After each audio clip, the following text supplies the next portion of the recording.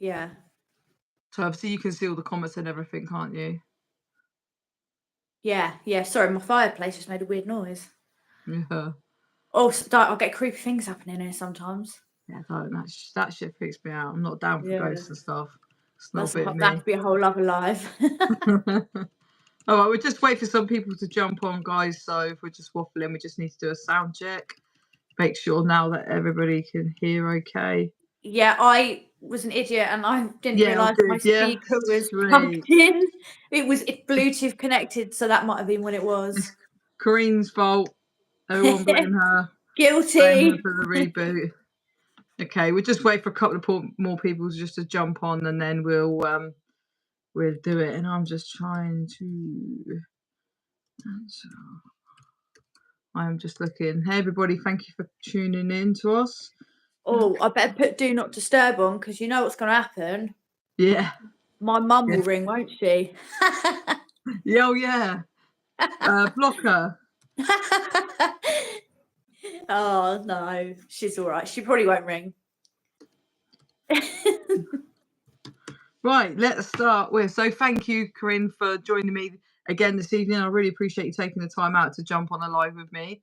Some of you may already heard, and Corinne's just found out that she's going to, next time we do a live together, because we're going to be doing some more work together, she's going to be going live off her channel. So if you're not subscribed to her, you need to go over and subscribe to her after this live, please, guys. Otherwise, you're going to miss it. The link is in my short that I last posted saying that we were going live at 8 o'clock. So if you're not already sub, please do. And if you're watching this and not subscribed to mine, please hit the subscribe button. And I'll put in after, I'll write a comment with my channel. It's The True Crime Whisperer. And it's got like an AI picture with me with blue hair. Obviously, the AI picture looks better than I actually really look. So this evening, guys, are brilliant. Thanks, Tracy. Yeah, it's the True Whisperer's fault. It's all her fault. Yeah. Plugging it into a speaker. It starts listening to music. Joe subbed after our last live. Thank you, Joe. Really appreciate it. It means a lot, you guys staying tuned and tuning in and listening to us waffle some crap sometimes. But yeah, much appreciated. So yeah, we're going to base on mental health in prisons today. Based on mental health outside, like leading up to it, and in prison. You know, do we think prisons are good or do we think they're crap? Any questions you've got throughout, guys, just please fire away. If we're quite on an in-depth moment explaining about our experiences, we will flick back and have a little look through. Corinne.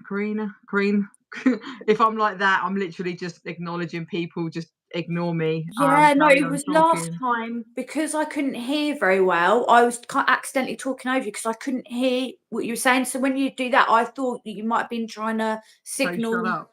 Yeah, like no, I was about to put my finger up there and I thought I might get flagged. No, sorry. Yes, I can hear you this time, so it's much better. Awesome. Yeah, I'm going to carry on doing work off this phone then. I think my other phone's had it. It's dead. I've had it since my Rottles. It's actually done quite well, and I just couldn't be asked to set this one up, but I've done it now, so we're all good. We can rock and roll. So, guys, has anyone got any questions before we start chatting? Any other questions about anything else? Right. Quite a lot tonight. Okay, so do you know what? You sort of touched me last time talking about your mental health, and I think it's such a really good topic, or it's really good to talk about, because you know people have such an opinion and such different experiences that people might go, prison was horrific for with their mental health, but hearing you say the help you got with your medication and stuff, it's quite empowering, because I do think there's more negative stuff about prisons than there is positive, and I don't think people speak enough about positive stuff. Sometimes you feel like you're treated a certain way or whatever, and you don't think about the deeper things, or actually what goes on behind the scenes and what they can and can't do for a prisoner with mental health.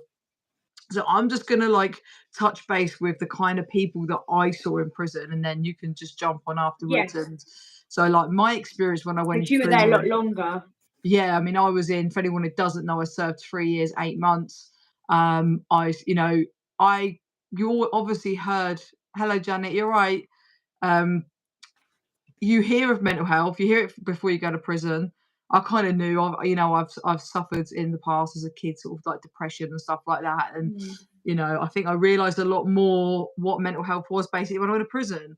I didn't realize there was all these different versions of it. And spending my first night in prison, I said before, this girl was screaming and kicking the door all night. And I was like, what the hell? Like, that's not normal behavior. And I remember another experience within my first sort of 4 weeks. I finally got out of a double. I kicked off and I managed to get into a single cell. Now, there was this woman, she was a bit odd.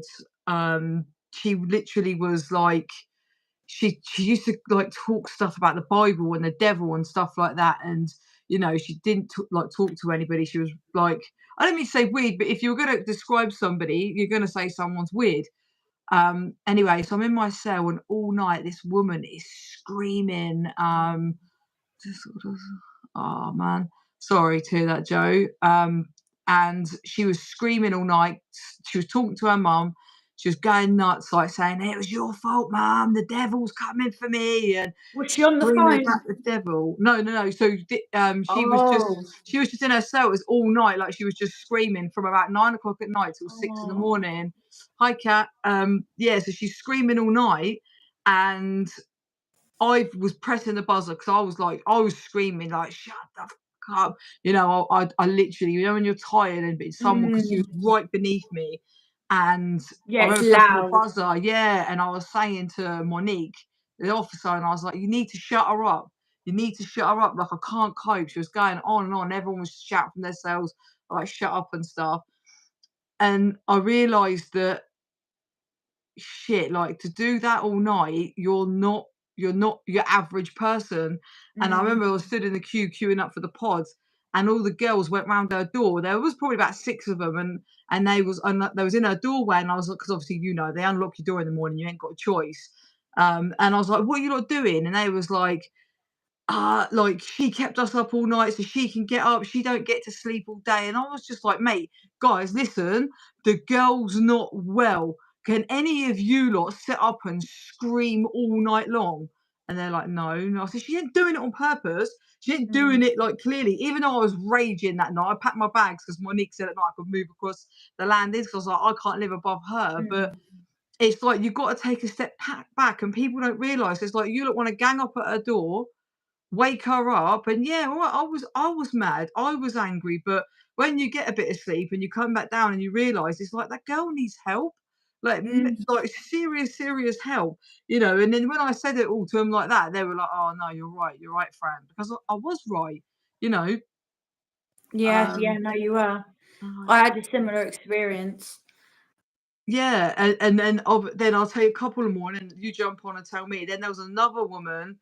Oh, do you know what? She was wicked. We used to look out for her.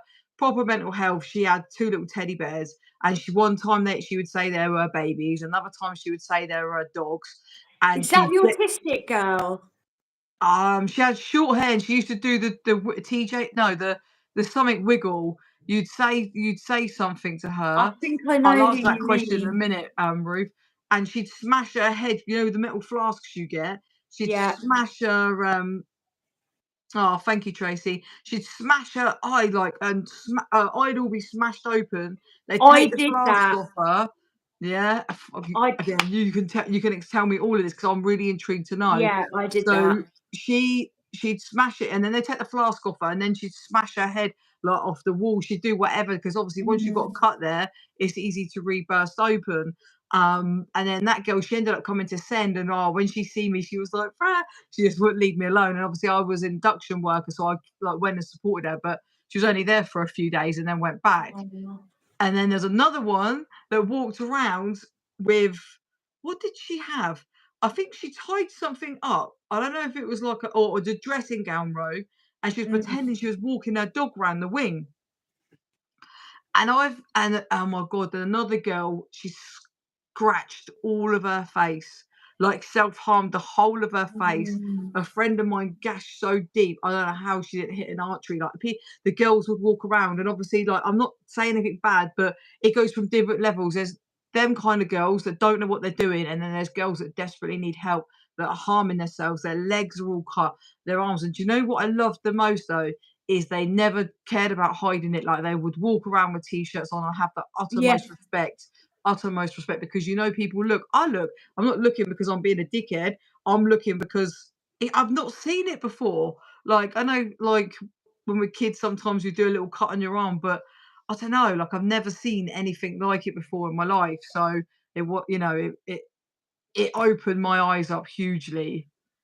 Am I allowed to show my arm? It's all healed. It's just scars. You are more than welcome to. That's yeah, totally. It's down to Okay, you. I'm gonna cover this tattoo up because I don't know. I don't know if you can see. Oh, it doesn't look very Yeah. deep there, but Yeah, you can see it all there. That looks deep as hell. I'm hang on. pointing like people can see that.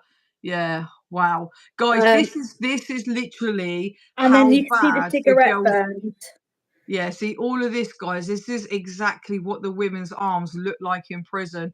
And there's a huge percentage of women that do this, that self-harm, and they do it more because they're in prison And and then they're not getting my help. legs, they were stitched. Wow. The fat was hanging out of my leg, and it's on Wow. the other side as well, Oh, but it's the same. sorry, that makes me feel sick. And it Not wasn't. the scars, the thought of like your stuff I coming would out. cover it up because I wasn't doing it for attention. I was so I've got to be careful how I word it. I didn't want to be here so much. It was the lesser of the two evils. It gave me temporary relief to do it. Yeah. Because really I wanted to go further than that, but I didn't want to do it because I didn't want to put my pain on my kids. So hurting myself was like a temporary relief. It made me feel better. I can't explain it. It didn't hurt. I felt no pain when I was doing it. I wasn't in a good place at all. And obviously now I need to get them tattooed over because I forget they're there, but I forget when I've got a t-shirt on and that in the summer people can see it. Yeah, but To do you me, know I what forget. but do you know what? They're war wounds, mate. They're war wounds, and I wouldn't give a shit about no one, because do you know what?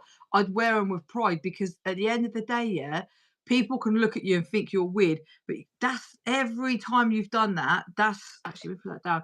Every time you've done that, that's a journey of your life that you've struggled, but you've still came through. Like, every time you've done a thing. Like, don't ever be embarrassed or ashamed of what you've got, because yeah, I call them war wounds. I begged the hospital for help. I said I'm a danger to myself and others. I allegedly bottled my ex a few days before, which was, it wasn't self-defense, but he attacked me and I retaliated. And so I went to the hospital and I said, I'm hurting myself, I'm hurting other people, please help me. And I was like in a real state. I was withdrawing from alcohol, and they said, and my mum, who works at the hospital, and my ex-mother-in-law came with me, who both work at the hospital, and they went, are you hearing voices? And I said no, and they said, we can't help you, and they sent me away. And Wow. 2 days later I took a massive OD.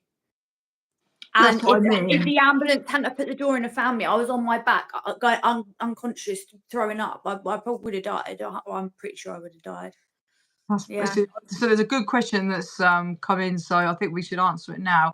Did your mental health get worse whilst in prison, or did you get more help than on the outside? So yeah, so that's the question I wanted to ask you. Like, do you think you got more help in prison with your Yeah. mental health? Hi, Kelly. Than on the outside. Sorry, I Yeah. get sidetracked when people write messages. If they put me in the hospital when I'd asked, I never ended up in prison. But because I was in prison, I couldn't get hold of alcohol. I was away from my ex. I was having to take my medication on time. And then they switched my medication, and they also told me I had ADHD. Outside was impossible. Because the psychiatrist said we're pretty sure you've got ADHD. You got one more. We're going to get you this last appointment. They're going to prescribe you medication, and you've been given a proper diagnosis. And then I got released, and they sent me with a letter. And I thought, oh, I'll just go to psychiatrist back in my own town, and I'm still waiting.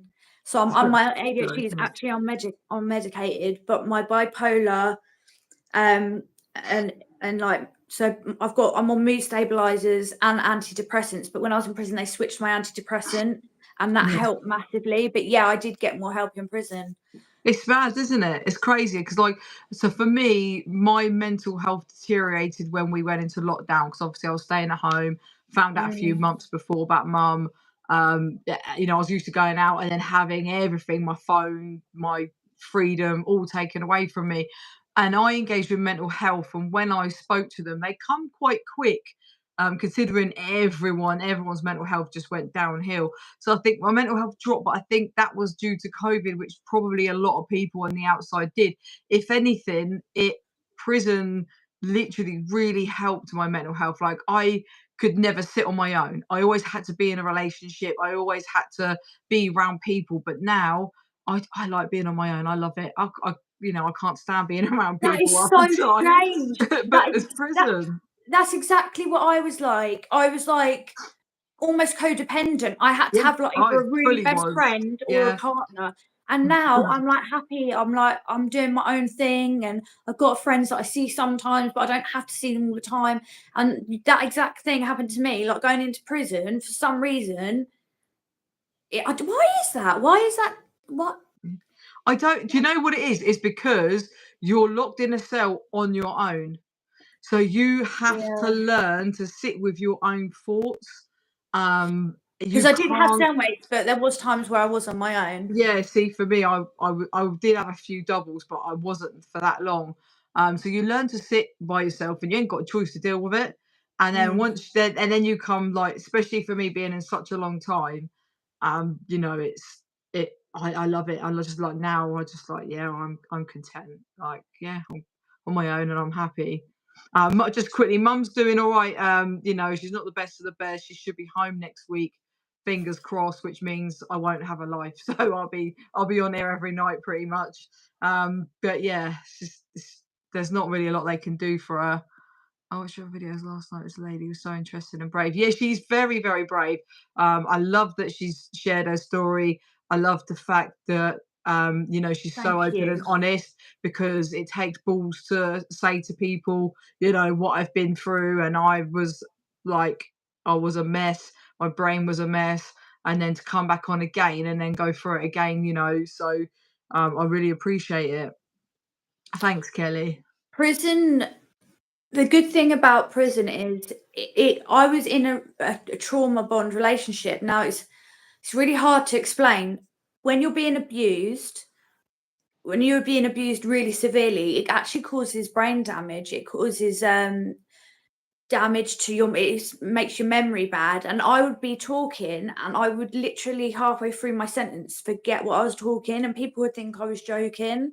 Yeah, Like, my hair was falling out. I was starving to death. He was killing me slowly. So when I went to prison, it broke, because I couldn't get to him and he couldn't get to me. It broke the trauma bond, which means like I started to realize it's like someone takes the wool from over your eyes and you can start seeing it from the other perspective. Because when you're wrapped up in these abusive relationships, you're so mind controlled and confused, like you can't even I can't explain it, but that is what helped me. It got me away from my abuser, and yeah. that's, I think, another reason my mental health started to improve.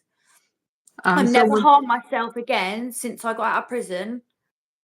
I never hurt myself That's again amazing. That's absolutely amazing. That's what I mean. because I was Prison, away from the abuser. That's what yeah. was causing me to do And it. now That you and know, losing my now you kids. set boundaries and stuff like that. Because someone just mentioned, like, do the other prisoners. Can I ask what Kelly went to prison for? It's not Kelly, it's Corrine. Kareen, Uh, yeah, Kareen. just quick, just jump on the other one, then you can answer that if that's all right. Yeah. Um, the other prisoners literally are your rock. They will help you more than the mental health Mm, team, because they're there 24/7. And literally, when you get your little family, even though some of them might stab you in the back and you can't trust them, they'll be fake, so they'll support you. And it doesn't really matter, because that yeah. support is what you need. And literally, like, yeah, you know, if any of my pals needed support and that I was there, you just do. It's actually amazing how much support you get from the other prisoners. Um, Yeah. yeah, And so you can, it's weird because you can be having a massive full on row and having to be separated in the morning. And by the evening, you can all be sitting there having a laugh again. I Bit like a know. brother and sister, or sisters, the way they'd It argue. is because Because you've got you no choice but to live each other. So you kind of you just, got you got to remember, you're on this landing with like 40 girls, and you all live there 24/7. You might get 20 minutes exercise and you're with the same girls because you go out wing by mm, wing. So you're going to fall out. You're going to fight. You know, it's natural. You imagine putting yourself on a landing with 20 doors upstairs and you're with the same women. Like, it's bizarre. But someone asked what you went in for, so I don't. Okay, so just quickly, so I was in a really badly abusive relationship, which caused me to have a complete nervous breakdown.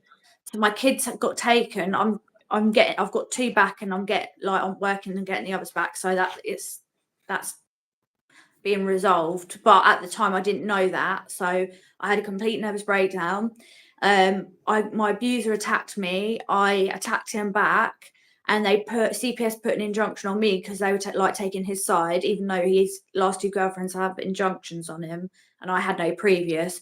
But because I never called the police on the things he was doing to me, when he called them, they didn't believe anything I said, because this is what they said to me.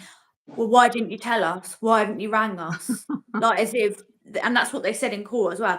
Anyway, so the CPS put like a mini injunction. When I say mini injunction, it was like only a few weeks. I had nothing. My house, where he destroyed my whole house, I paid the council to come clear it all out. So I had nothing. And then it was Christmas Day. I had no phone, no heating. I hadn't eaten in I can't even remember how long. And he's turned up in a taxi, knowing full well that I'm not allowed to go to his. And I've opened the door and he's gone, you can't stay like this, like persuaded me to go back with him. Like, I've got presents, I've got Christmas dinner, come back with me, no one's going to know. So I've gone back to his, and then he got me in like a false sense of security, and then he's attacked me. And to get him off of me, I bit him.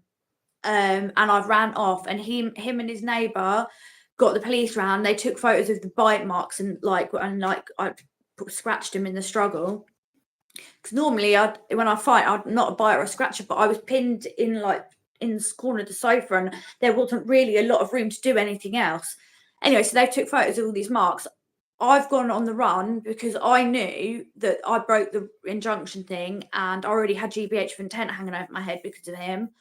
So I knew I was getting arrested. So I went on the run. Anyway, eventually, it's a whole long story, but if you watch the other live, I explained what happened when I was on the run. So eventually I got in a fight with a landlord, and the police came, and I do regret it because she didn't deserve it, but I knocked a police officer unconscious.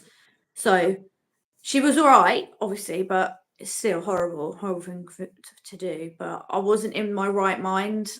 Obviously, I was hurting myself more than anyone else. But anyway, so I got taken to court. So I got 6 weeks for breaking the injunction, and then I was on remand. I was on remand for a while for the police officer. The judge heard all my story and everything that happened. So there's things from when I was younger I can't even talk about. So loads of stuff happened.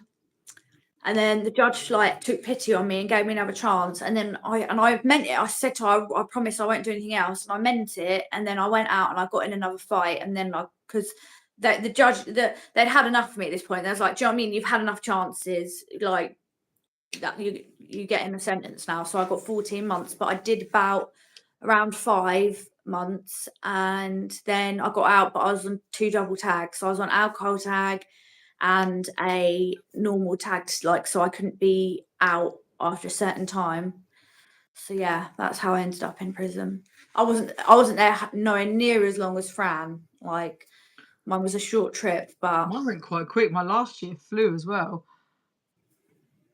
What was I going to say? Did you meet AXA when you went to Bronzefield? Was AXA there? no, he's that A little girl. She was like deep, proper dinky. She would have met you as soon as you come in the prison. She does the meet and greets as soon as you get off the prison van and you come through the doors into reception. You speak to her straight away. No, I didn't see her. Actually, There was an Asian girl that was there. Yeah, a little dinky one, like short. She wasn't. She was taller than me, and I'm 5'1", so it must be someone else. She's dinky.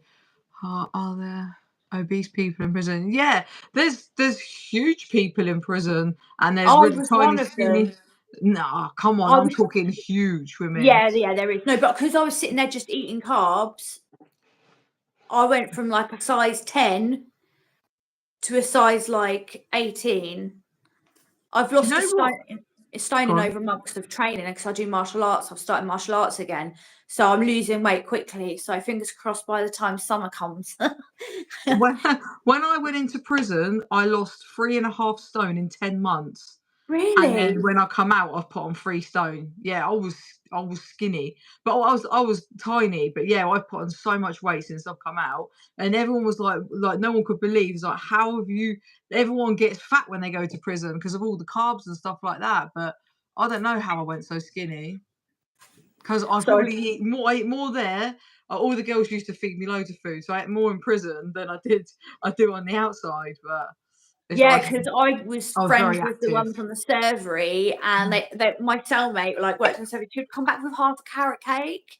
Yeah, Everyone, I don't know how there was that much left when everyone had a piece, but she'd be like, "Come on in." And what we'd do is we'd save all our food, and then we'd wait for a certain TV show that we wanted, like Love Island or Gogglebox, and we'd sit there and eat all this food that we'd gathered.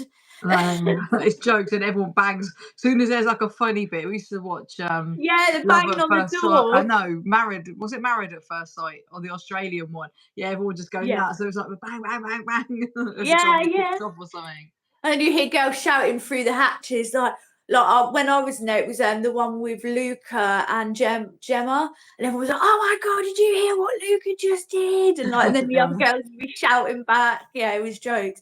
And then like people would be walking around, and all of a sudden someone would go, "I've got a text," Oh like yeah. in the wing, like just joking around, like just random stuff. So it's kind of funny, but like you have really fun times. Well, as much as you can have fun in prison, but then when it goes bad, the atmosphere changes. You know what I'm talking about. You can tell something's going to yeah. happen. Like it's weird. It's like the whole. It just feels so weird. Like you can feel something back. Like an argument's going to Feel happen. it in the air. Yeah. Yeah, and Oh, then thank you, Harvey. you're stuck. You're stuck, and there's no way really you can go. And Yeah. a lot of the time, you end up getting dragged into situations, and it's just ugh. But yeah. Oh, no, thank you, Harvey. Really appreciate it. Harvey Talks Prisons. Yeah, you want to check out his channel as well, guys. It's just popped in the chat. He's doing some wicked stuff. Are there any Harvey Talks Prisons? Are there any prisoners who isolate themselves and stay in their rooms all day? Yeah, there really is. There really is people that do that. You'll make prison life sound easy. Do you know what? It's not. I'm taking Fran. Do you know what? Yeah, I think we get too wrapped up in talking about the good times and you forget about the bad times. Like I can remember being sat in a ball in my cell, crying, rocking, like just like I can't take no more. You're welcome. I can't take no more. Like literally, like there's been some horrific moments, but sometimes it's a little bit like if I get questioned when I done a live with Sean Atwood, he asked me and I was like, yeah, I cried loads. If someone asks me, I'm not ashamed to admit it, but sometimes I don't really talk about that stuff because you kind of feel a little bit embarrassed, like saying, yeah, I was rocking on the floor, like ready to fucking like ligature myself or something, because when it's bad in there, it's so bad, it's intense, Yeah. it blows your mind. And for some reason, like I have this thing where I shut off and forget the bad. It's like do they call it like a trauma thing? Like Yeah, it's naturally, dissociation. That's yeah. what I do. I'm thinking So of the good times, but like what I yeah. was saying, when it's good, it's all right, but when it's bad, it's bad, When and it's you good, it's can't escape. amazing. Yeah, because I've had some of the best memories ever, and I met some of the best. What was the worst for me?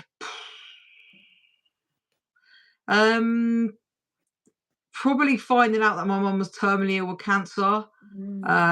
Feeling like because I'd done wrapped, which is called 5 steps. It's called wrapped. So you guys must have probably all heard of AA. So it's got the 12 steps. So in Send is the only female prison I think in the country, if I'm correct, that does this course. Hence how I got to meet Kate Middleton.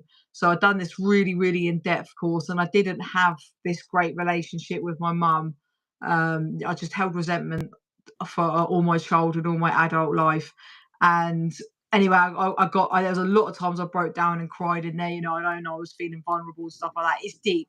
Like, that's when I heard, like, girls have been raped by their dads and girls have been raped by 2 of her brothers.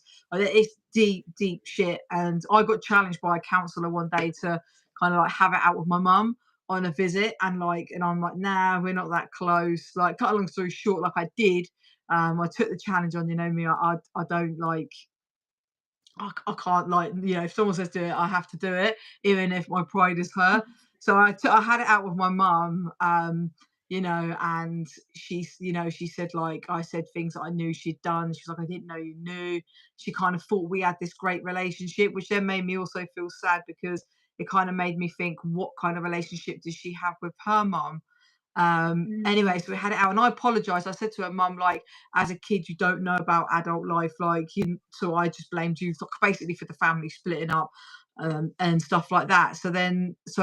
That was probably like a few months before I found out that she had cancer. So I felt like I held on so long for this resentment. Then I find out mom's terminally ill with cancer, not sure she's going to make it. So then you have this guilt, this whole thing, because now you've connected with your mum. I rung her the next day, like, after the visit, and I think it's the first time, well, it's the first time I ever remember her saying it. And she was like, I'm so proud of you. And I was just Oh. like, wow, you know, and then you find that out, and I just remember sitting on it, and I was like, I can't do this, like, you know, I'm screwed. But then luckily, like, I got my rottles and I started going home and stuff like that. So, you know, and we have just the best relationship, like the best ever. You know, I will go to the hospital every night. I'll never leave her a day without a visit, because she's so far now, like, from work, it could take me an hour or maybe more just to get there. So if someone goes, then I won't go, just because I need the time out, like fuel money. Mm. But there's never a day that I wouldn't go. There's never a Yeah. day that I like, that if I knew someone wasn't going, I'm there. Even if I go for half an hour because I want to do something, like, I'm there, like, Yeah. 100%. Like, she's literally my world. Like, I love her to bits, and that's why I was like, prison was the best thing that ever happened to me, because had I not, like, done that and done that course, literally I wouldn't have that relationship with my mum now. And then you kind of like, and I feel like that, you know, when she passes, um I would have blamed myself. I would have hated myself, because you know, it was even to the point sometimes, God, I hate to say this, but she'd cuddle me and I'd be like, just get off me. Like, and that's obviously before this, you know, and Mm. now it's literally like, I'll hug my mum. I'm like, you know, yeah, it's just different. And I'm really lucky, but I kind of went from being asked what was my worst moment to, like, talking about my mum. So yeah, there's a little bit about me, guys. I don't think I really speak that much, really. I think that's what you could do. You could do live and question me about my Yeah. sentencing and all that sort of stuff, because I done one with Sean. Thanks, Ruth. I done one. Yeah, definitely. I don't want with Sean Atwood, but that was like when I just got out after prison, so no one's really seen it. I put a little short up, like, for people to see my story. But you know, there's a lot. I come from such a good, big, loving family, and I was just a wild child, man. But I'll leave that. I'll leave that to your channel, and you can interview me, Yeah, and yeah. I'll help you. I'll write some Oh, questions. thank you, Samantha. Yeah, yeah, and I'll help you. I'll help you do it as well. Like, beforehand, we can have a chat over the phone. Yeah. So yeah, so that's probably one of my worst moments. Also, another one actually was my friend. He got stabbed just before Christmas. He got killed. That's like a tough one to hear.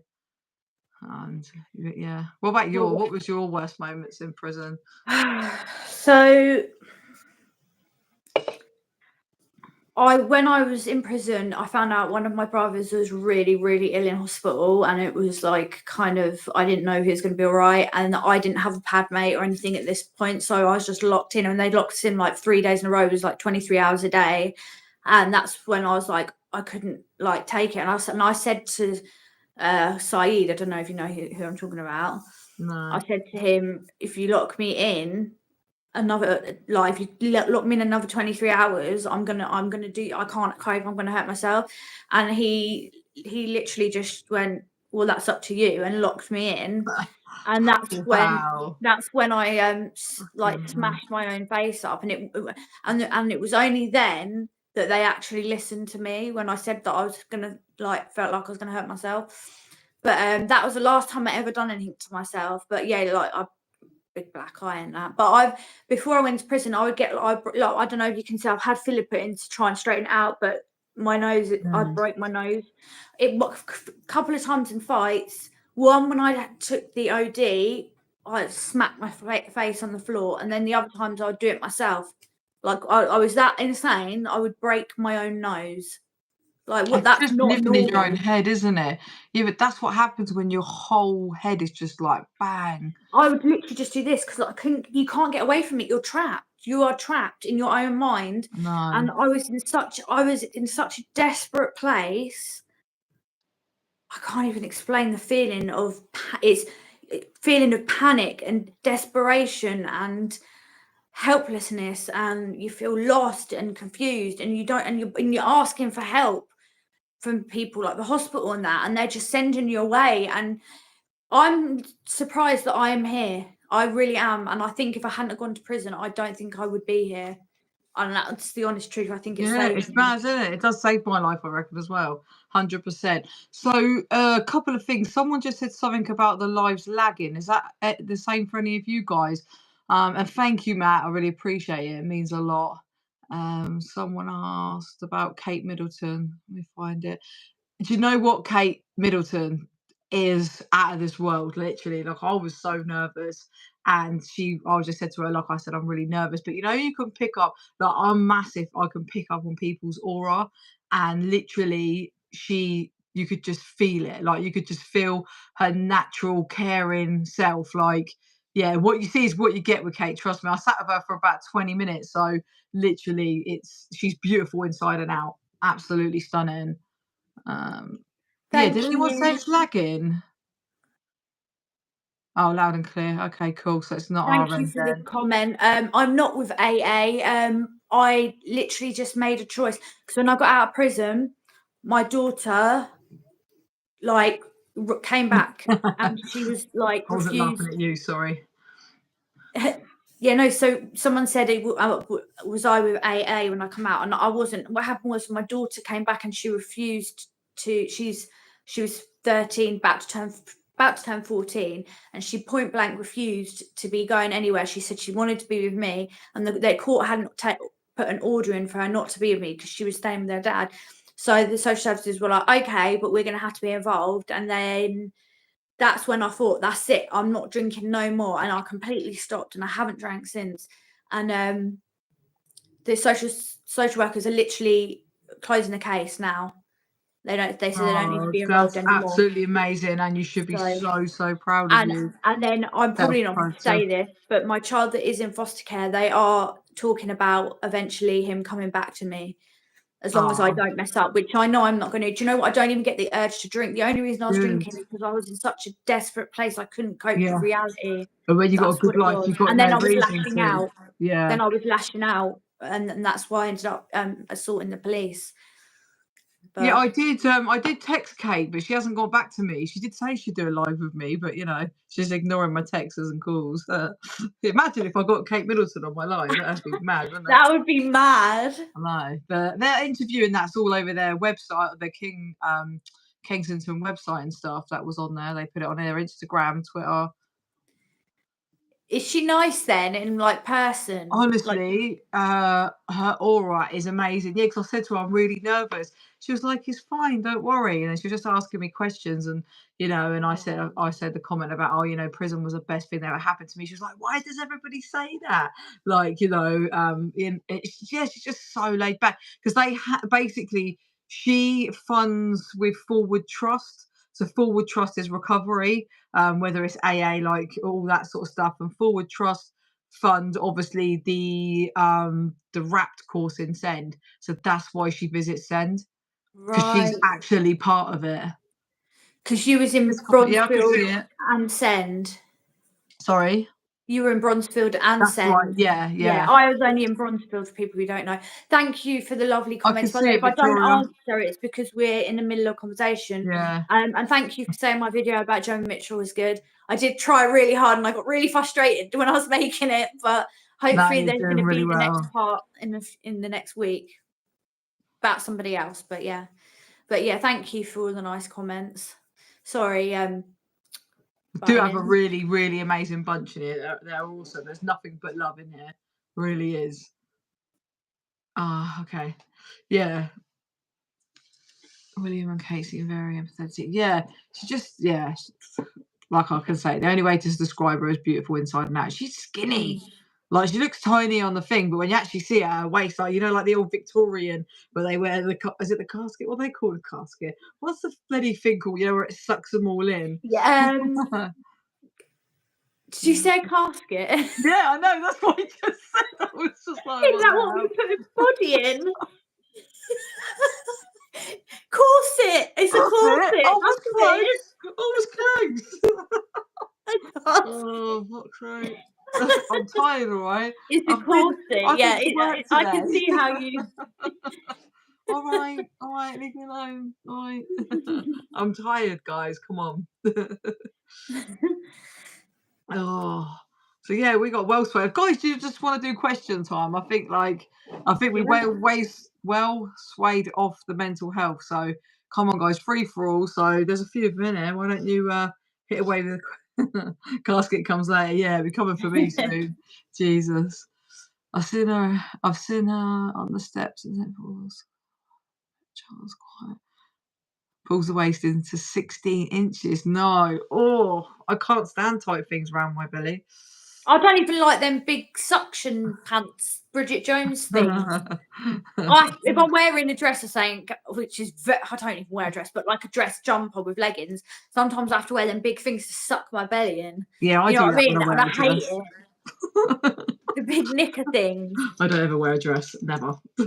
I don't get my legs out. They're all scarred up and everything. Like I used to when I was younger, but right. I wore a dress once. Having met Catherine, how would you feel if someone had bullied your 3-year-old? I just skipped out. What's that?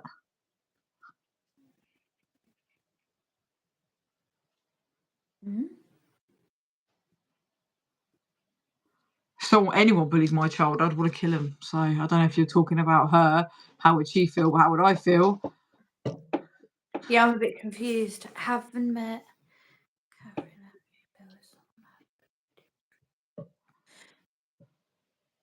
Whose 3-year-old do you mean? I'm a bit confused. I don't know. All right, Janet. Thank you for coming in. Celebrity. That'd be good, wouldn't it? They should get us on I'm a Celebrity. Yeah. Not that we're celebrities. They should do one for non-celebrities. Any of my friends, they will tell you. I used to shout it all the time. I'm a criminal. Get me out of here. That's what they should do.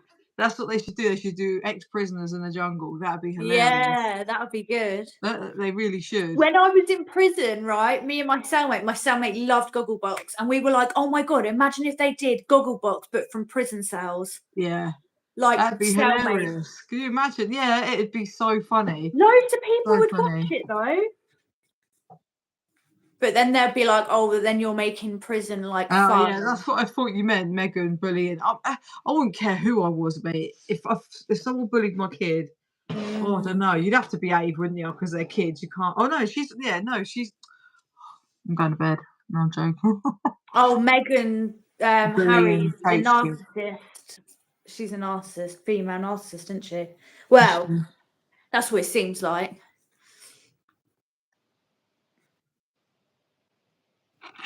I should imagine Kate has a thicker skin to be bothered by. Yeah. That she literally seems the better person is like Karma. Karma comes for people, you know, and she's so chill. Like, well, that's how she comes across anyway. But she probably had loads of rows with her off over it, over stuff. My kids are the one thing I do. Yeah, exactly. You would. It goes without saying. Well, there was some. This is completely off topic. Some guy, right? So my daughter was 10, and he kept coming up and talking to me in the shop because I used to go to the local shop, like supermarket, after school. And I noticed that every time I went in there with the kids, he was there. And he'd come over and he was like, "Oh, can I get the kids sweets?" And I was like, like, and they said it in front of him. So like, what was I going to do? And then he started saying, "Oh, I'm only getting her them." And I said, "Well, no, what you done?" And then I thought, "What's going on?" So I'd done a bit of investigating, and I found out that it'd been online grooming kids. Oh wow. And so then I'm walking in this shop, and my daughter's walked ahead of me, and he hasn't seen me, and he's run quicker than Usain Bolt across that bloody supermarket to get to my daughter. So I've grabbed him and I've thrown him into the aisles with all stuff's falling off the shelf, and I said, "You ever come near my daughter again, I will beep beep beep." And I went, and I said, "And I know what you've been doing." And he went, "What?" I said, "Grooming kids online." And he went, "Oh yeah, that." So he didn't even deny it. So yeah. Crazy. Do you The shop didn't bar him though. He didn't get barred from the shop or anything. So I stopped going in there. Yeah, they won't, will they? Some people are just funny as hell. When you come out of prison, do you engage with mental health now? Or do you just like have your meds? I just have my medication. I'm waiting for them to get I hold of remember you me to do saying my that. ADHD thing, but Yeah. it's really hard to get help out here. Honestly, it really is. I know, because they died, because everyone kept saying to me on the landing, like, "You're too much," like joking, like there's like, "You need to go and get diagnosed. We all reckon you've got ADHD." And when I went to the doctors and told him my behaviours, he was like, from my perspective, he goes, "You've got ADHD." He said, "But obviously you have to see a psychiatrist and you have to be like diagnosed." And then that was like, so that must have been before lockdown. So that was over a year, and I never saw a psychiatrist in prison.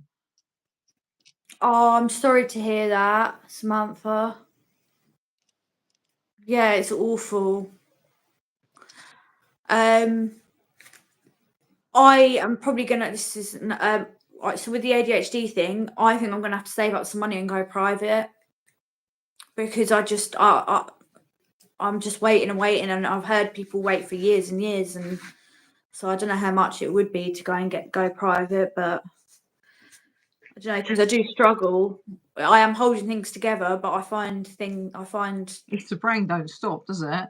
I can't sleep sometimes till 7 a.m. It is horrible. I just toss and turn, and I'm laying. And people are like, "Oh, don't go on your phone." I'm laying there with nothing, and I'm just turning and turning and turning, and in the end, I have to get up because I can't cope with just laying there and fidgeting. And it's not just that, like loads of things like organisation. There's just so many things involved with ADHD. People think it's all about being hyperactive, but it's It's not. There's not. loads of other It's the things highs involved and in the it. lows and stuff like that. Someone's just asked, "What's your YouTube channel?" And yes, well done for getting found not guilty, guys. If there's anyone in here that has been to prison, or been been to prison, just if you want to jump on and do a podcast with me, my email's on my like profile bit, so drop me an email. But yeah, what was your YouTube channel? Oh, one sec. Thanks, Vic, for that information. £800 to go private. That's not too bad. I can It's not save out that. of that world, Might yeah. take a little bit, but I can save that maybe after Christmas. Got 4 kids. What was the question? Sorry. What was your YouTube channel? Someone just Oh, asked what your YouTube channel was. it's called Loves the content. it's called The True Crime Whisperer. And it's not just about prison. There's prison stories and that, but there's also, I'm doing a little series called Banged Up in Bronzefield, and the first episode's already up. It's about Gemma Mitchell, and I tell the story, and then with all the video clips and everything put in it, and at the end I talk about my experience being locked up with her. There is going to be the next episode. I wasn't in prison with that person, but I'm still going to do the episode on her because she was locked up in Bronzefield, and the series is Banged Up in Bronzefield. So that's what I'm going to do. The most notorious people Yeah, I in think that's such Bronzefield. a brilliant idea. Such a really good idea. And if you need some information on other ones, like I've said a million times before, like my next door neighbour was Phil Pot who killed the kids in a fire. I Oh was my God. opposite. Yes. Not brilliant, but brilliant that you've got information. And then obviously straight opposite me was Roslyn, who walked on the bus with her dead baby. I've Oh, we lived didn't hear about that. Lucy Wolf. I do believe she's getting out very, very soon. She's got her What? parole. Paedophile. There's loads of them. So if you, even though they might not be so notorious, they're still big. They're on the news. So if you want to keep it going for a Well, while, then the Birdie Cootie, the one who left her baby for 6 days and went out clubbing, she got shipped out of Bronzefield because me and my mates were gonna beat her up because she was running around laughing and like nothing had happened and she was being cocky. And word got back to the Screws, and the next day they shipped her to I think it was Downview. Yeah, So they will. They'll protect. They'll protect them. Nonces, kitty killers, they all get protected. yeah, I don't know. It's just the way she was running around laughing, and the fact that she only got 8 years, which is like less than what drug dealers get, and she let her baby die. And there were some girls in prison trying to stick up for her, and I'm like, Yeah. sometimes if you've committed a horrible crime and you're really good looking, people seem to like not be so bothered. Have you ever noticed that? Or if someone's really tough, like that people will just kind of let it slide. Yeah, yeah. I mean, I can't really say I ever come across a tough paedophile or anything like that, or a kiddie killer. Like, I don't know, but my experience probably a little bit different from yours. They just Mm. had absolute attitude, and with us, like, because I was a listener and all that stuff, you would get kicked off. You know, you'd lose all your entitlements. You wouldn't have a shower in your room and all that sort of stuff. You Mm. just don't speak to them. You just like Yeah, you just don't talk to them, and it it's no, for what crimes they do, they really get away with it compared to a men's prison. Like, men, they get hold of men and they fuck them up, but whereas mm. women, it's just like, but then I can sit there and go, oh, it's acceptable, like everyone just get, but then I didn't say anything, I didn't do it, but then because I hang around with them, but did I I didn't do it because for me, my focus was getting out and doing my rottles. I'm Yeah, not getting an extra sentence. Oh, beat her up for what? She's still gonna, like, she's still done her crime. Ain't gonna change nothing, and I get an extra sentence. Now, if I'd yeah, gone in and someone had messed with my kid or my nephew or anyone else, not the yeah, houses, yeah, of but course. then it's different. I'll do a 20 year stretch for that. But as sad as it is, and I wish that these poor kids and stuff, none of it happened to, but I have to put myself first. If I had got involved in a fight with that Verdi, I wouldn't have got out on tag. No, not at all. No, you So would have got an extra it's charge. just as You'd well have it got an didn't outside happen. charge. When you beat someone up, it's an outside charge. So you go to court and you're done for Mhm. assault. You've already been done for assault. So you're doing your sentence, and then And you could, some. yeah, and then your license can get like I'd probably run. still be in there. So if it's consecutive, then it goes on top of the sentence for the second charge. So you're screwed. Yeah, I'd so it's probably just still not be in worth there. it. No, But then you had no. some good officers. He was like, "What happened to the good old days where you girls used to just take her behind the door and give them a Yeah, battering?"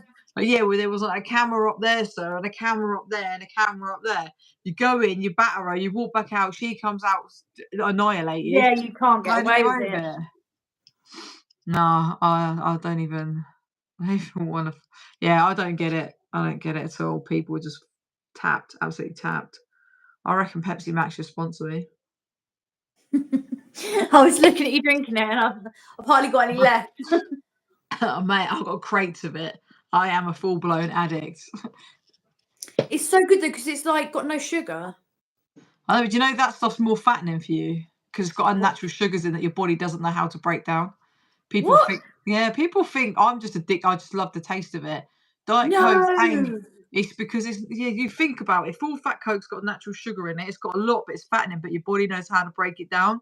So when you're drinking a diet drink, it's a sweetener and stuff, or it's an unnatural sugar. So it doesn't know how, your body doesn't know how to break it down. So it stores it as fat. Oh no.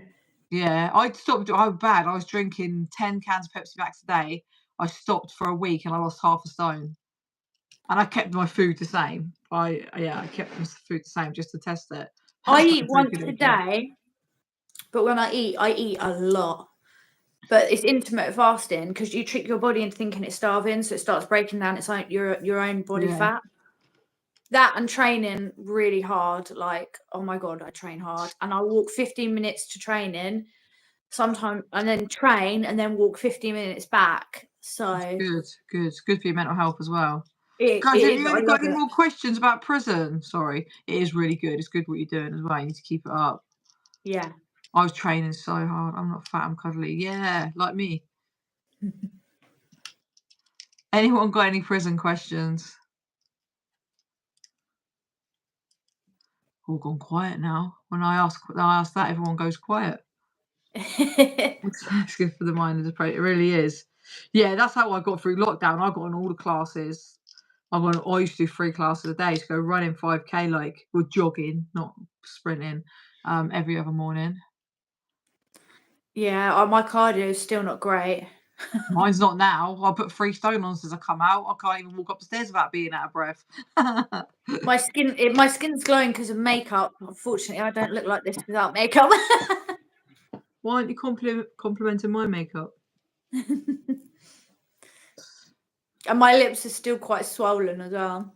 I actually do look it, to be fair, but look, alright, it'll go down. Yeah, no, Someone's it just should do. commented really I wonder if this is coming through from earlier. Good do you know what, Samantha, if you actually go through my videos, Mm. I've actually done a video on it. It's actually, what did I call it? Something like, "What happens if you're over 50 and go to prison?" Absolutely nothing. You get treated the same as a 20-year-old. Mm. But all what happens is, they we look after them more. So the older Yes, you are, the more you get like love from us. You just think of your nan, or you think of like your mum, and then they get this mother role. So then they become mother, we become kids, but we look after them like they're our nan or mum. I've seen that happen myself when I was in there.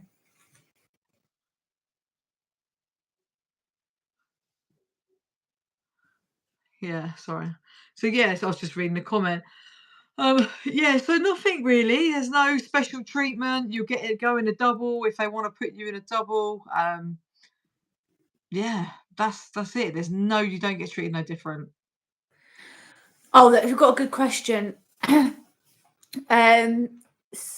Someone's friend in the States often has to share a cell I with was. people with bad habits. I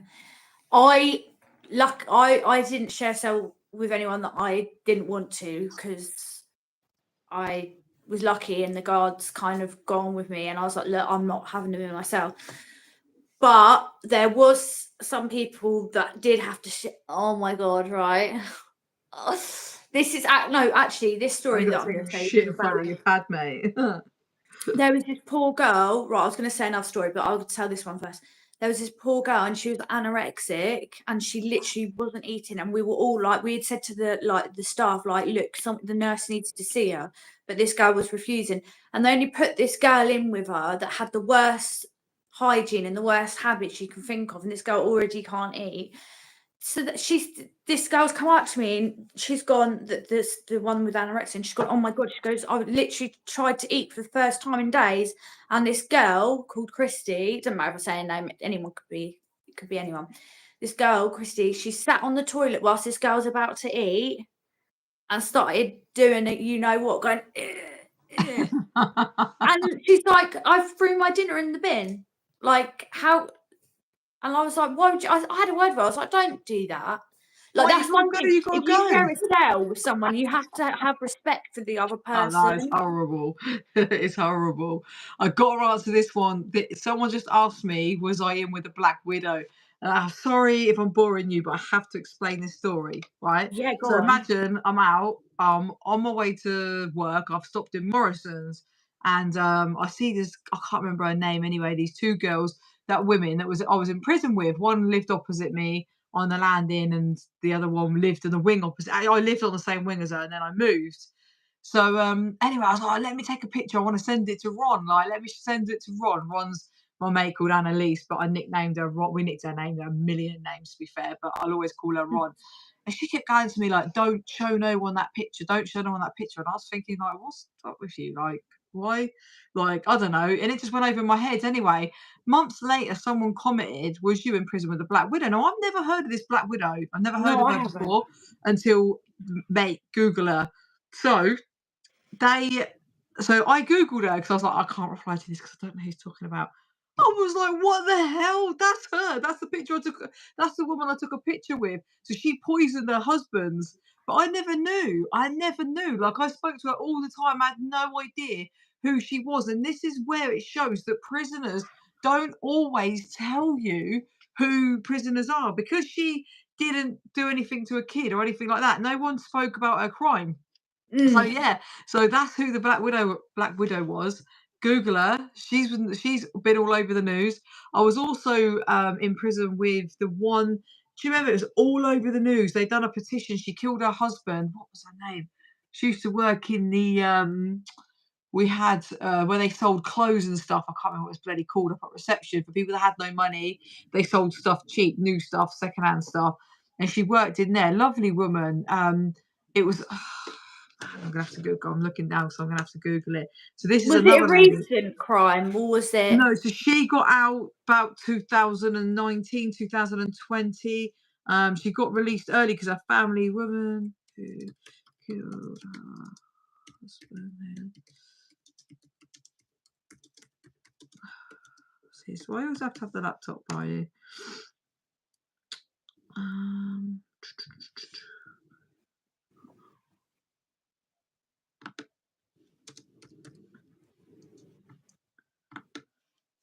Yeah, so this so I've been in with some really like big people, really, really well known.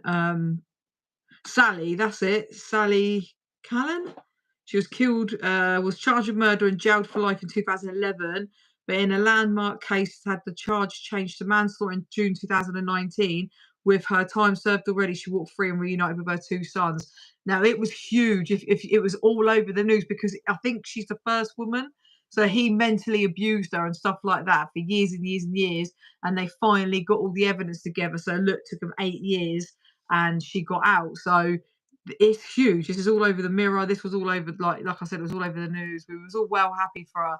I've been in with some mad people. Like I'm saying, we need to put our heads together, and I can give you a list, and I can also, yeah, he was Ruth. He was a horrible man. He did some nasty things to her, but I can give you. That's it. Yeah, Patricia.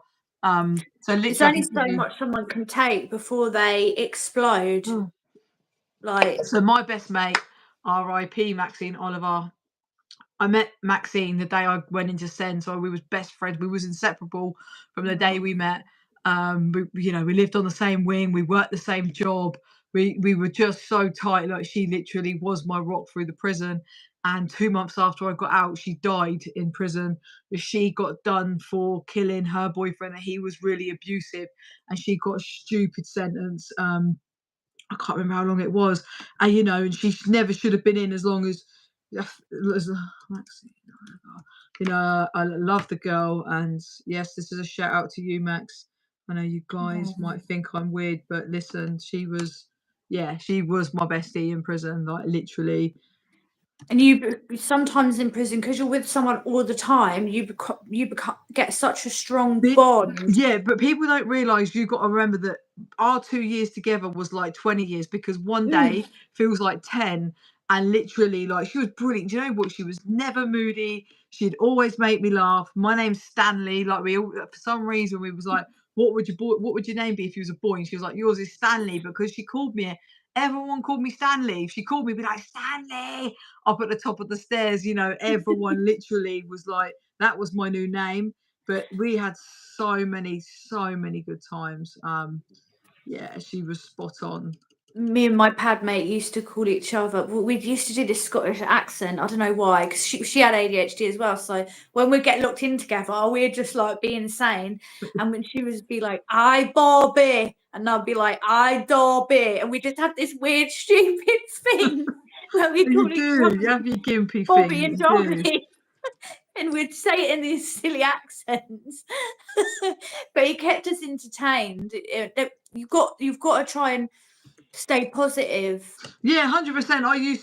I wear boxes, and I used to walk past her cell because I lived like I'd have to go past her cell to go to my room, and I'd stick him up my bum crack, and I go, Max, this is my thong. Good night, good night. And if I didn't then show her my thong, because I'd make him into a thong, like that's just I'm immature, absolutely immature. But here we go. So, her pictures come I'm up. so sorry that she died. I know. Do you know what that? Do you know what the thing was as well? Is so everybody. So I watched a lot of people say to her, "Oh, Max, when I get out, I'm going to stay in touch. I'm going to send you trains. I'm going to do this. I'm going to do that." And I used to go nuts because I'd be there, and it was like she just got used to it. And I was like so angry, and I was like, Max, I'll never do that to you. I promise you. You know, like I've got on my emails is like, Stanley, I knew you would stick to your word. Like the day after I got out, sent her money, you know, and we stayed in contact, emailed her flat out. So it's like my conscience was clear because I knew, like, I stayed loyal. All right, I got out February. She died in the May. I didn't really get a chance to see her or stuff. She's probably going to kill me because, like, that's not a great picture. But that's my Max. I can't see. Could you lift it up a bit high because of the comment? Oh, bless her. So What yes, did she die? Did you say she died in prison? yeah, well, she died in hospital, but she was still serving her sentence. But see, it Oh. says Lagdale prisoner Maxine Oliver, who killed her boyfriend in brutal attack after losing her temper over spilled beer, dies in jail. Oh, this is her passing. I've actually not. Yeah. Fucking assholes. Look how they just that. See, that makes me sorry. It makes me angry because I've actually not seen this. I was googling like her crime, but yeah, she was 53. You know, they stamped Carl Joseph death after he spilled beer on the carpet. They changed it. You know, her crime was he abused her. He was an abusive partner. You know, he like attacked her all the time and stuff like that. And he'd gone out on the piss and he got run over by a car, but he got released out of the hospital because they said nothing was wrong with him. But when she got home, he was still drunk and he was starting. They had a row, whatever, and she actually attacked him with a mop. It was actually the mop, but apparently he had internal injuries because whatever happened. But she got done, so she got so she got 17 and a half years sentence. She should never have got any of that.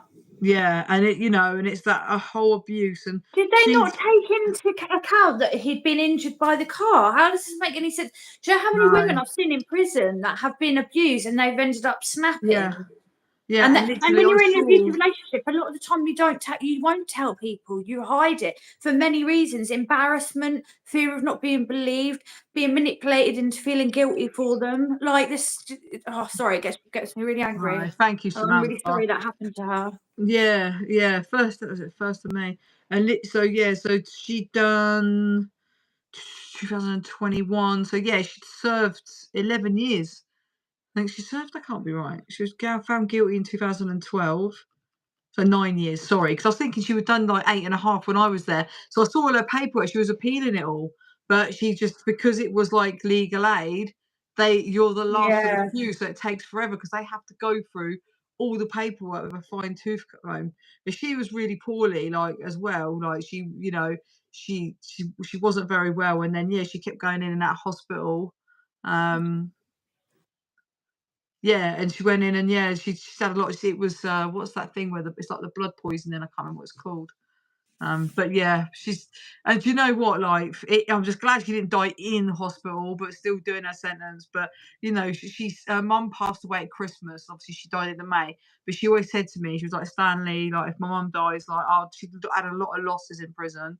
And she was like, Stanley, if my mum goes, like, I'm gonna die. Like, I'm not gonna go. And then she spoke to my other really good friend because she was like, I can't. She was, when that's it, sepsis. You lose your best mate, like, in there, and it's like she was always there for me. I was always there for her. So, when you get that, then I'd gone and she went down that day and she was crying to my best mate, saying like she's just like got nothing to live for now. Like, she just was. I think she just give up the fight. I mean, obviously you can't help it. You got sepsis, but she just. I know she's in a better place. I know she's with her family. I know she's happier now. So, and she ain't in that shithole. So, yeah. Screw you, judge. Was this Give her in half the Send sentence. This was in Send. Yeah, that's when I met her. But yeah, everyone loved her. Everyone loved her. Yeah.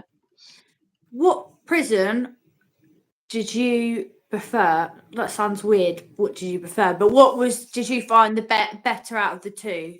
Send all day long, but that's because the canteen is out of this world. So you think when you're in Bronzefield and you're like, yes, canteen day, mate. Oh, you got to have a look at my video. I've done a video I've got the actual canteen list, and everything on there is like, hang on, 1, 2, 3, 4 pages, but you can get tuna, pasta, ketchup, everything, sweet corn, fruit, tins of potatoes, Yeah, you don't get any of that. loads of different drinks. So, because it's a government prison, so and we have microwaves, so we could cook pasta in there, we cook curries, you could buy tins of tomato.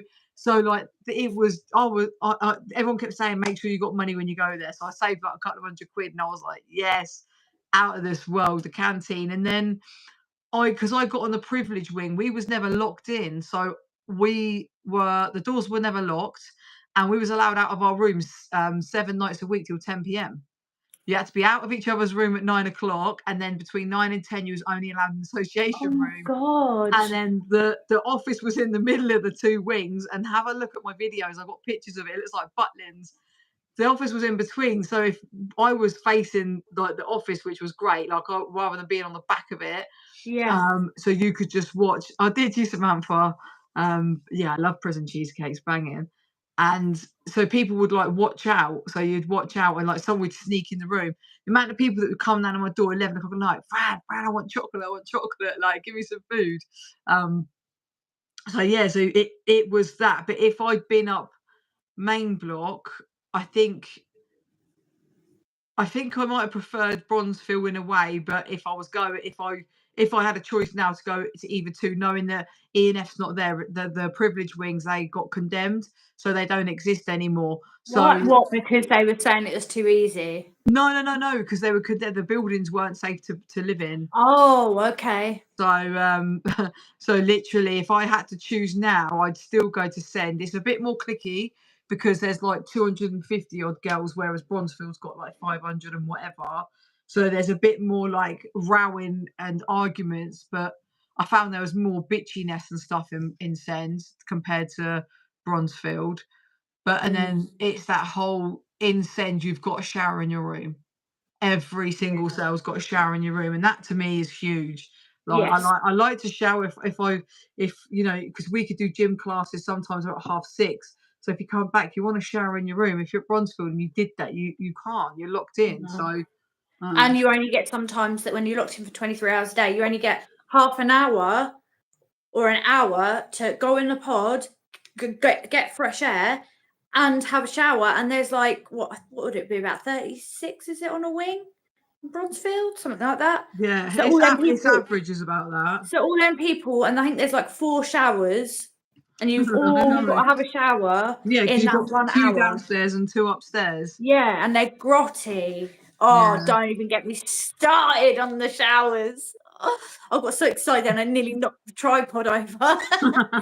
Honestly, they were sometimes so disgusting. Someone pissed someone off, right? So in temper, because they were like the wing cleaner, this person's took a bloody tampon and chucked it in the shower. Like, Oh, and then like no one wanted to use that shower for a week, even though it's been bleached. don't So matter. It's nasty. It's knowing, isn't it? it's Some girls are disgusting. nasty, absolutely nasty. I never, ever took a shower without wearing my sliders, and never, ever did I have a bath in prison, ever. No. Ugh. Never, because the baths are shared. So obviously on Bronzefield you got that, but like if you lived on House Block 4 and you got a shower in your room, there's one bath downstairs and upstairs that you can use, but it's obviously shared. And there's no way. I'm a shower person anyway. I love a shower. I don't feel clean, not clean, but like I feel more refreshed from a shower, and I you're like baths, rinsing but yourself I off, you wouldn't. know. So it didn't bother me. It was just like never, not in a million years, never would I get in there. So some of the girls are horrific. I remember being on, so when you go to Send, you go to D Wing. So that's the only time you'll ever go in a double. You have to go there for like between 4 to 8 weeks till you get your own room. It was induction wing, but it doesn't exist no more. It's Rottle Wings, the Rottle Wing. And this girl decided to confide in me and said she had Hep C. Now, I've got no issue with that. But it's, you know, when you're sharing, like, and then obviously I get educated on, you know, how you can catch it and stuff like that. But it's like, so my point is to that is, it's like, if she's telling me that, what the hell have all these other girls got? You got to sit on the same toilet seat. I used to hover and stuff like that, you know, put a bit of tissue down if need be, because you just don't know. You just don't know what some of these girls have got, and it's like, oh, it's a big eye opener. So I said, you know, I think we spoke too much really of the good things in comparison to the bad things. Yeah. It's like you said though. We try not to think about bad stuff as much. I think that's how I deal with it. I just kind of memorize the good bits. Yeah, because it's how my brain functions, which is but I think as well. I don't know if you've had. It is open prison. Yeah. I don't know if it's because you've had previous trauma or not, but because I've had previous trauma, my brain does try and block out the bad because I can't cope with like horrible thoughts. So I only seem to think of good things. So, but yeah, it wasn't easy. There was some absolutely horrible times. And I tell you what, when it was 40-degree heat and we were all locked in our cells and the vents were blocked up with dust and we were dripping with sweat. I did a video about it yesterday on my channel. People were having seizures, getting rushed to the hospital. They were like, we can't leave your cell doors open. So we were stuck in there and it was horrendous. The only time I cried in prison is once, obviously, when it was my kid's birthday. But the only other time was when I was stuck in that cell and me and my cellmate, we were literally topless, just in knickers. Sweat was running down us. It was 40-degree heat in London. Yeah. We were bright red and I was like, I felt suffocated. I was like, and I started to nearly have panic doubles attacks. in Bronzefield are horrific.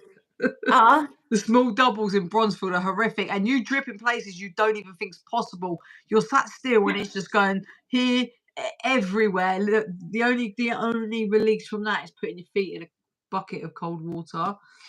But yeah, definitely be positive, guys. If you're not subscribed to the True Whisperer, you need to subscribe because I'm the True Crime Whisperer. If you guys haven't watched my podcast with Sean Atwood, I'm going to make her do a podcast on me. So I'm going to help her over the next couple of weeks. So if you want to know my story and you want to know all about it, then you'll hear my full in-depth story, my childhood, my prison journey, the good and the bad, and life afterwards, really. Yeah, thank you so much, Fran, though, for having me on and no, thank you for coming on. That's all right. No, I said thank you for coming on. At the end of the day, that's something I just love doing, helping. And like I said, you're going in the right direction. I think you're doing so well on your channel, and we all need to work together as well. And you all need to support each other. We're all out here doing the same thing. We want to get a message out there. For me on my channel, I just want to educate people that that it just blows round hot air roof. I want to educate people about prison. I want to prepare women for prison. And then obviously, this is just what I do. So it's just a mix up, really, all different stuff. But yeah, like I said, we're going to do mine's a bit of a mixture. I do like little prison story times. And I also want to cover some mental health and domestic abuse, like red flags and that. But also I am doing a bit of the true crime all mixed in. So if you like true crime or prison stories, anything like that, or even like you want to hear like red flags of domestic abuse, I've got a few friends that have been going through it or have gone through it who want to come in and talk about their experiences with domestic violence. So if you're interested in any of them topics, then come and check my channel out. Yeah, thank you everyone for your kind comments as well. I just want to jump off before we wrap it up and just say, like, that domestic abuse is such a big one. You definitely that's such a good spot to hit. Give me a heart, Fran. I gave you one. I liked your comment. Thank you. Just a quick one, Fran. You have a lot to be proud of and your positive attitude and inspiration. I can't wait for your book. Oh, thank you, Patricia. You're going to, you know what? Keep at me. I love it because that's what I need. Sometimes I need to be whipped into line. I need to be told what to do. But I really want to do a book. That's definitely will be coming out in the future anyway. Are you writing it yourself? Yeah. I started. I just wouldn't know where to start. I'm dyslexic. Do you know what? See, I started in prison and it started so depressing. And I was like, I'd done so much of it and I was like, oh my God, I'm going to like slip my wrist if I was reading this. So I flipped it and I was like, started it again. And I was like, I need to make banter of what has happened because that's the kind of person that I am. So I kind of like, then I was like, oh, you know what? I've got to start. I started, and then since I've come out, it's just not something. Sean Atwood has got a book coming out next year with my stories in there. So Oh, really? Oh, Yeah. wow. So I've got one of So, Sean Atwood's thank you, books. Patricia. Oh, that's what I was going to say. Okay, hang on. Oh, thank you, Right. Samantha. Thank you, guys. This is, have you seen this book before? Is this the one that wrote about Joanne Dennehy and Hayley? It's the prison doctor, Is that Dr. from Amanda Brown. Bronzefield? Yeah, Yeah. she writes So about Joanne Dennehy, but it's she got don't. like about the scrubs and that in it, and I've literally just got to the bit where Bronzefield is, and then there's a second part which is about Bronzefield. I don't know if Joanna Dennehy's in that because I haven't read that one. So I don't know. It must be the same ones. And then we've got Sean Atwood. Thank you. Sorry. Sean Atwood, Raven in Arizona. So I'm going to read in that next. But because I was obviously friends with Joanne Dennehy, but not like really close or anything like that. Yeah. But I was very, very close with her partner Hayley, that's obviously been all over the media. We were really, really good friends at one point. We lived on the same landing and we got really close. And she told me a lot of stuff. And she told me about this book, and she was really, like, she was pissed off about some of it because it shouldn't have come out. So Right. yeah, I'll let you read it anyway. That's sorry, I've just gone and told everyone about it. I haven't read that. I haven't even got to the Bronzefield bit. It's got like about scrubs and that in it, and then literally I've just got to the Bronzefield bit now, so I don't know who's in it. You read it then, girl. I won't say no more. Like, guys, thank you for all the love. Like literally all of you are just so like amazing. Like there's no negative in it, not one bit of negativity, sorry. And you literally just like, all your comments are amazing. So thank you. And we will be back on again soon. Like I said, next week we're going on the True Whisperers channel. We'll be going live on hers, so please follow. All right. And yeah, she'll drop her link in the comments below when we finish. One last thing. No, the woman on Sean Atwood's podcast didn't write this book, but she is in. There is a bit about her in this book, but she's the woman who ran Scrubs. I think that's the one you're talking about. This is a different person that wrote the book, but yeah. So I just wanted to say that because they asked the question. Ah, cool. Love as always, and I genuinely mean that from the bottom of my heart. Like, thank you for just being so kind and supportive, and like subscribing and staying tuned all the time that I've not been able to make videos and stuff with Mum. It's not like the first time I've been here, and thanks, Patricia. And I know some of you have been here from the get-go, like right from the beginning. So yeah, thank you guys. We'll be back soon. Yeah, thank you so much, Fran. And I can't wait to do a little interview. Thank you. Yeah, no, we'll do it. We'll get it lined up. We'll have a chat. We'll have a chat, catch up tomorrow at some point. Yeah. All right. Take care. See you later. Bye. Bye.